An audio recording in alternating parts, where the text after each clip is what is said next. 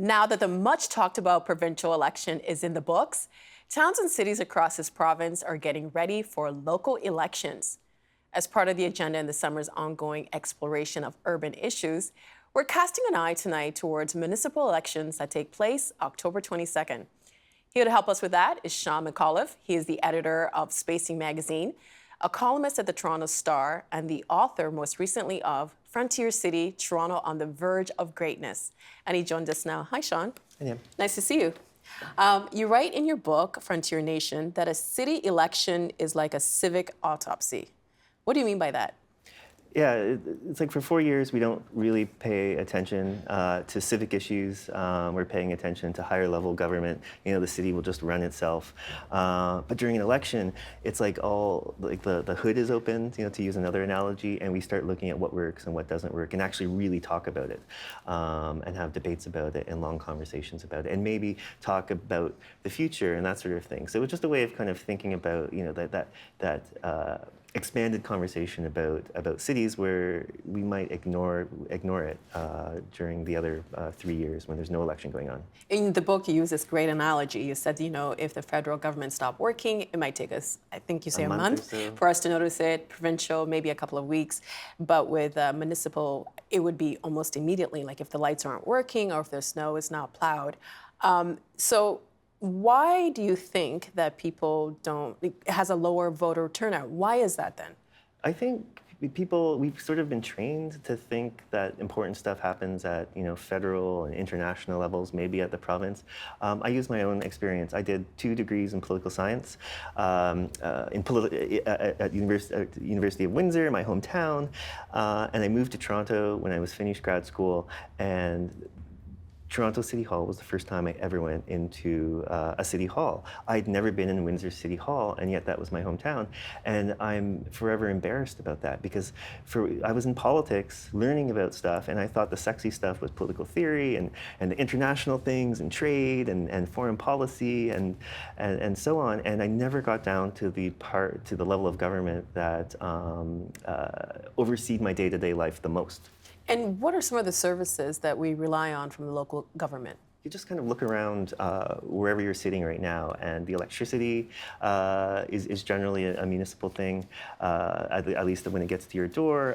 Garbage pickup, the water turning on, the ambulance coming, police services, fixing potholes, shoveling sidewalks, maybe mowing the lawn in the park across the street, taking care of the park, the library you might use once a week. It just adds up. And when we think of municipal elections, I think some people just think, oh, we're voting for the mayor, but it's more than that. Who else are we voting for? The mayor, whatever city it is, the mayor's candidate election will get the most oxygen. Everyone pays attention to that. And it tends to deal with the biggest issues about the city's future and that sort of thing. And the mayor is a celebrity generally, whether it's a big or small town, it's the mayor. There's councilors, city councilors, depending how big the city is. It might be a dozen. It could be, in Toronto, there's 44. I think we're going up to 47 this election. But then there's also school trustees, and this is Ontario, so there's separate Catholic school trustees and public school trustees. And why is that important? You know, there's an awful lot of kids, and the kids are the future. And but you also say that in Toronto, it's also equally more important because of the real estate, right? Yeah, a good school will boost up real estate, and there's all these kind of interesting dynamics. For this book, I walked during the election with 2 people running for school trustee because I didn't know that much about it. And it was interesting, they said that they had to train people, like tell people at the door what a trustee does. And even some of the people who were running for city council that I researched this book with also had to tell people what city councilors do. And you brought it up, so what does a trustee do and what does a councillor do? A councillor in Ontario municipalities, the mayor is 1 vote and the councillors all have 1 vote. So essentially the mayor, while he's the figurehead, when it comes to voting, he's just one vote among the councillors. So they sometimes have as much sway over things if they kind of band together and they don't like what the mayor is doing and all these interesting dynamics over the future of the city. And so if you have a councillor that cares about a certain issue but the mayor doesn't, you can sometimes see interesting clashes. The trustee level oversees, how I think originally it was about, there was a lot of money being spent on schools back in the day, and there needed to be some public representation on that, as well as the kids being the future. So. I'd like to read a quote from Spacing Magazine. The Fords gave Toronto an opportunity to better engage the disenfranchised communities spread across the amalgamated city. I wonder if the heightened interest in municipal issues sparked by the Fords could serve as a platform for the city, a wake-up call to the reality that there are large parts of Etobicoke, North York, and Scarborough that have been neglected. So a lot to get into over there, but did the rise of the Ford Nation get more people interested in politics? Yeah, absolutely. I mean, if there's an upshot of that era, even if you're opposed to all the political message of the Fords, it was that it galvanized a lot of people and got them energized, and paying attention to City Hall, because those kind of dramatic soap operatic times during Rob Ford and the other kind of battles he had, it pulled a lot of media attention. It was interesting to watch. There were pundits in Canada and international ones that never paid attention to Toronto that suddenly, oh, this is an interesting political drama. Let's talk about the city, and the city kind of runs a little bit different than the other levels of government. But I think it made a lot of people understand that this level of government is critical. And what that quote gets to is that inequality in places like Toronto and in other cities across Ontario, sometimes it's easy to get seduced by the prosperity of it, the prosperity of the parts that are working, like sexy downtowns, at least in Toronto, with skyscrapers going up all the time, with cranes in the sky. It's really easy to forget that there's populations in all our cities that have been left out of that prosperity, left out of the promise of opportunity that cities have, and it kind of fades from our view. And municipal elections are a chance to start talking about that and start talking about the social and economic divides that could topple, our great Ontario and Canadian cities. And in Frontier City, you talk about how Toronto itself, I don't want to say it's divided as a city, because even that's kind of contentious, because we tend to think that Scarborough is the suburbs, but if you live in Scarborough, you don't see yourself as a suburbs, you see yourself as part of the city. Yeah. So what do you think politicians need to do to kind of draw the city together? I think in the last couple elections in Toronto, anyway, there's been a void of people talking about the city as one place, right? Mayor Tory in 2014 had, I think his tagline was "One City," but I don't think he was the kind of charismatic figure that could deliver it. The charismatic figure in that election and the one before that was Rob Ford, and he was about suburbs versus downtown, drivers versus cyclists, and all that sort of thing. It was politics of division, and I think there's been a void of a truly charismatic leader who can speak to the city as being a place of shared values. There's certainly lifestyle differences, whether you live in a downtown or if you live in a suburb. If you drive more, that's a big part of your life, and cars aren't going to go anywhere anytime soon. But we have to figure out to kind of balance those things. And so for the past 4 years, we've had Mayor Tory. How would you characterize the past 4 years under him in terms of civic engagement when you compare it to the 4 years under Rob Ford? I think there's probably a big exhale when John Tory was elected, because he's an affable, calm man. Exhale from the city, from people in Toronto or from councillors? The city of Toronto, maybe all of Ontario, maybe all of Canada, because for a while I think Rob Ford was seen as Canada's most famous mayor. But there was like a relief that we were back to normal, kind of like the usual way of governance, without the soap opera roller coaster. But what we've seen, I think, is a continuation of a lot of the same policies. Like John Tory ran on the Scarborough subway. That was Rob and Doug Ford's policy. We don't have an honest conversation, I think, in the city about how to fund the things we want. We have these aspirations to be a great city, but that we have to pay for that, and the services that go along with it. raising property taxes is not part of that conversation, at least in Toronto. Some other mayors in Ontario do talk about that. It'll be interesting as we go from this summer, as things kind of crank up over the next couple months to October 22nd, to see if we start having, I think, adult conversations about how to pay for the city that we want, and have the transit that serves the most amount of people, and that sort of thing. When we talk about equality, is this an issue that's being felt in other Ontario cities? Yeah, absolutely. I think Toronto gets it first because we have the most people. It's the biggest city, and the dynamics here are such that it just kind of comes to the it comes to the fore much sooner. But and we have the media here that a lot of other cities don't have. So these kind of stories get reported on a little bit more.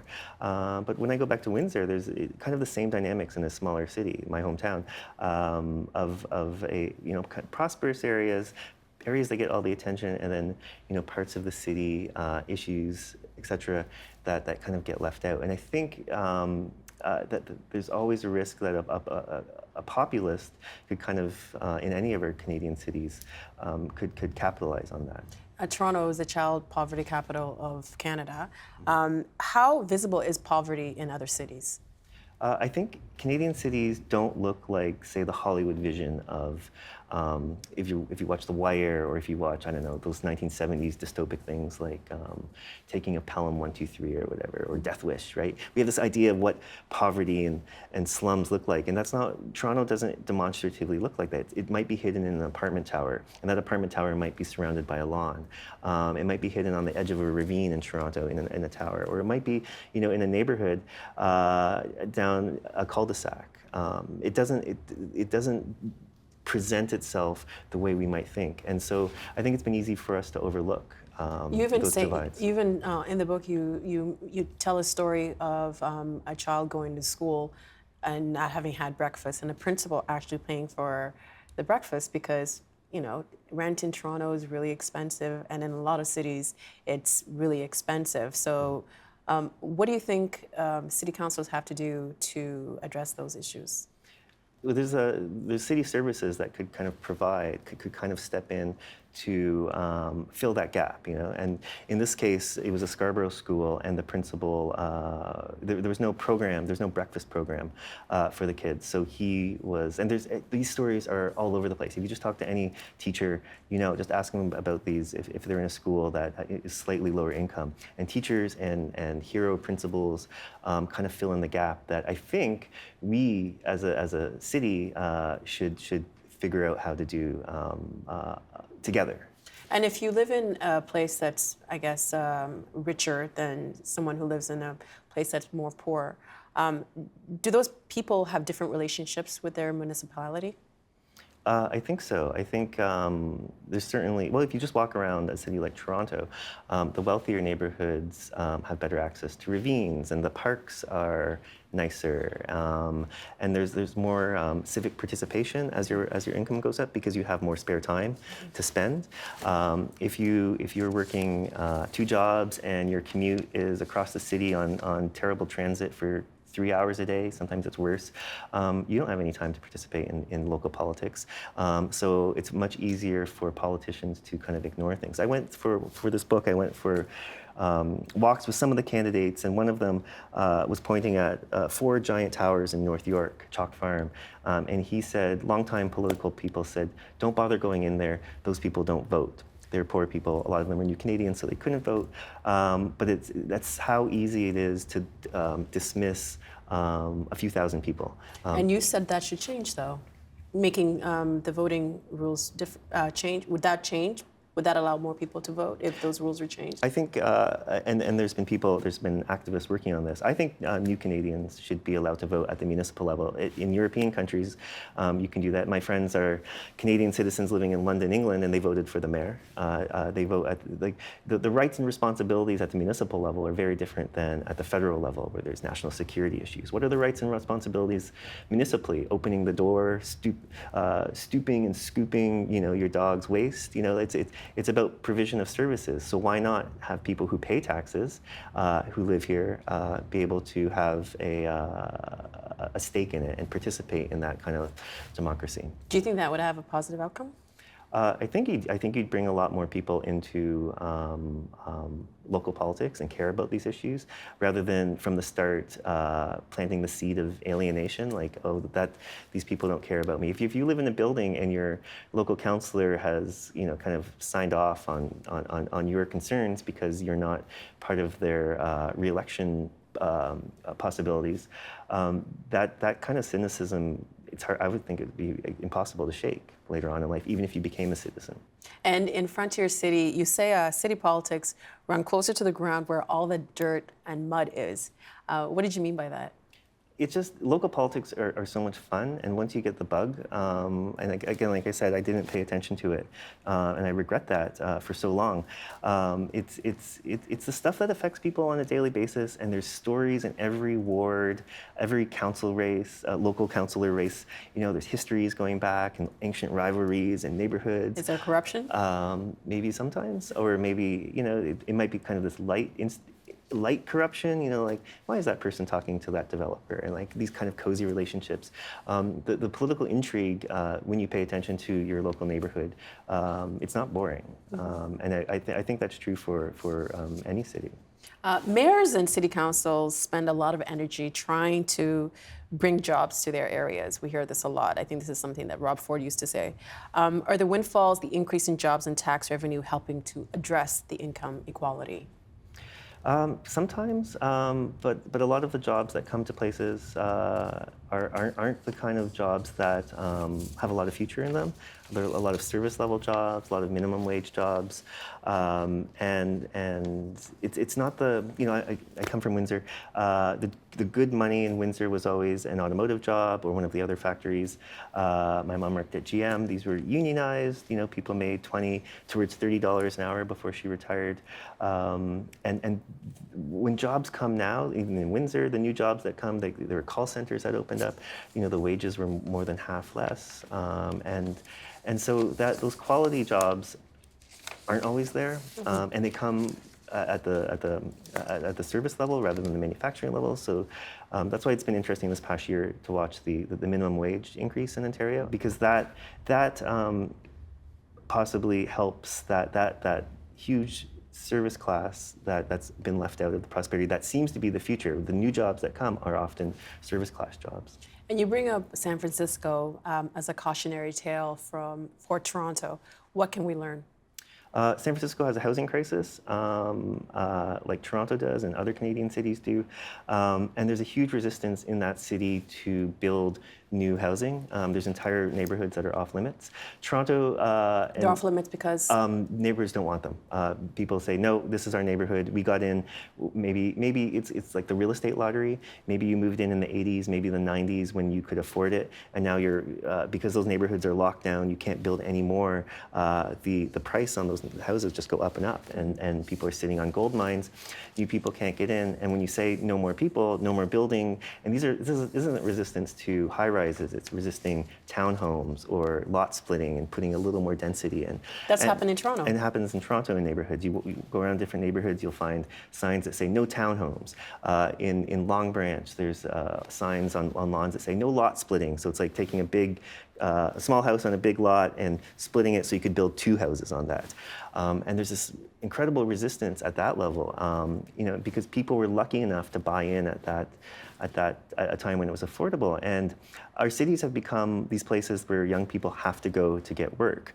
So we are forcing people, the system is forcing people to move to where the work is, but then we're creating these cities that are unattainable for your kind of life. Do you want to spend half your income, more than that, on rent? Do you want to have roommates until you're 40 or 50 sometimes? Some people I know. And these are stories you hear in San Francisco and in New York and maybe London. Vancouver. Now you're hearing them in Toronto. You hear them in Ottawa.